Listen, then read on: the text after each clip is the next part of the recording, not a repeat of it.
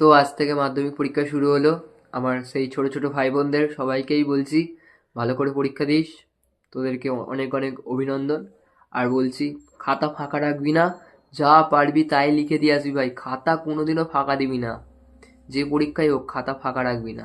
কারণ তোদের বয়সটা আমরা পেরিয়ে এসেছি, আমরা জানি।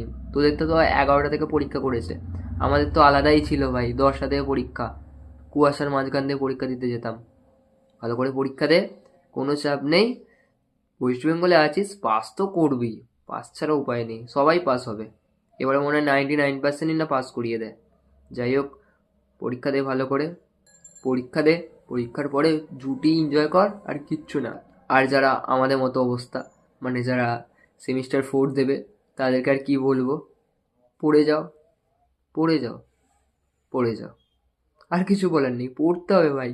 কিচ্ছু করার নেই, রাত জেগেলেও পড়তে হবে। উপায় নেই তো কোনো, কি করবে? শেষ বছর আমাদের স্কুল স্টুডেন্ট লাইফের। স্কুলটাকে খুব মিস করব, স্কুলের বন্ধুগুলোকে খুব মিস করব। যাই হোক, শেষ হয়ে গেল। আমাদের সময়টা আস্তে আস্তে শেষ হয়েই যাচ্ছে।